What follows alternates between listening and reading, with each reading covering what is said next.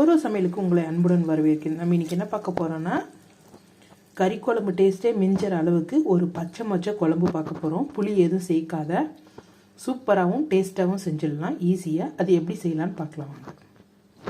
இதில் ஒரு கொஞ்சமாக வெங்காயம், ஒரு சின்ன தக்காளி, ஒரு 4 தக்காளி சேர்த்துருக்கேன். இதில் ஒரு 1/4 டீஸ்பூன் சோம்பு எண்ணெயிலேயே சேர்த்துக்கலாம். ஒரு 4 லவங்கம், ஒரு சின்ன பீஸ்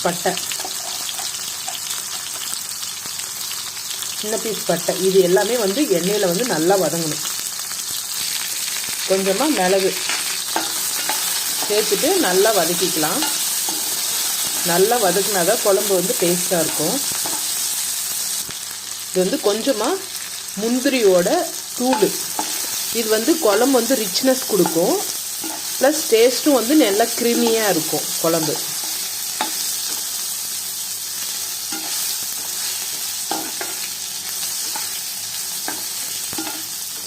பாருங்கள், வெங்காயம் எல்லாம் நல்லா கலர் சேஞ்ச் ஆயிடுச்சு.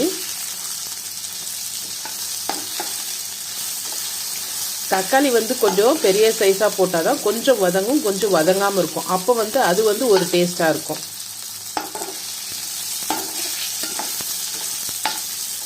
நாம் புளியெல்லாம் எதுவும் போட மாட்டோம். இப்போ நல்லா வதங்கிருச்சு. இப்போ இதில் மிளகாத்தூள், தனியாத்தூள் சேர்த்துக்கலாம்.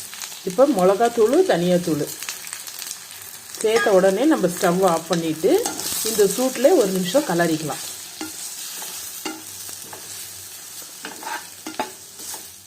இப்போ கலரிட்டு இதை மிக்சிலேயோ அம்மிக்கல்லுலேயோ நல்லா அரைச்சிக்கணும்.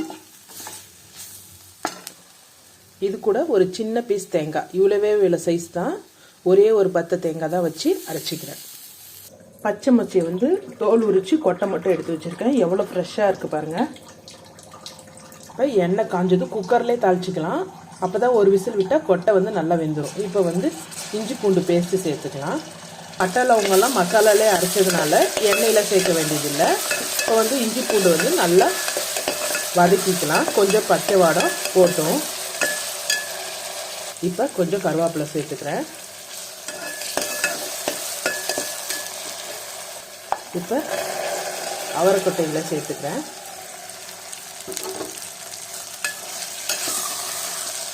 நல்லா கலரி விட்டுக்கலாம்.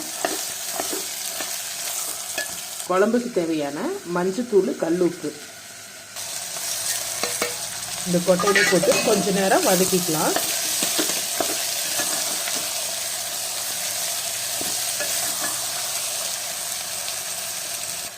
கொரப்பாக அரைச்ச மசாலாவை சேர்த்துக்கலாம். இதில் கொஞ்சமாக தண்ணி விட்டு கலக்கி சேர்த்துக்கலாம் மிக்ஸி ஜாரை. இப்போ கலரி விட்டு இது குக்கரில் 2 விசில் விட்டு எடுத்துக்கலாம். 2 விசில் விட்டதுக்கப்புறம் திரும்ப ஒரு 10 நிமிஷம் கொதிக்க வைக்கணும். கறி குழம்பு இந்த குழம்பு டேஸ்ட் முன்னாடி தோற்று போயிருங்க. சப்பாத்தி, இட்லி, தோசை, களி, ரைஸு எல்லாத்துக்குமே சூப்பராக இருக்கும். விசில் எடுத்த பின்னாடி ஒரு 2 நிமிஷம் 3 நிமிஷம் வரை நல்லா கொதிக்க விடணும். இப்போ நம்மளுக்கு சுவையான கறி குழம்பு டேஸ்ட்டே மிஞ்சிற அளவுக்கான அவரைக்கொட்டை குழம்பு ரெடி ஆயிடுச்சு. பச்சை மொச்சை குழம்பு. இந்த வீடியோ பிடிச்சிருந்தா லைக் பண்ணுங்கள், ஷேர் பண்ணுங்கள், கமெண்ட் பண்ணுங்கள், சப்ஸ்கிரைப் பண்ணுங்கள்.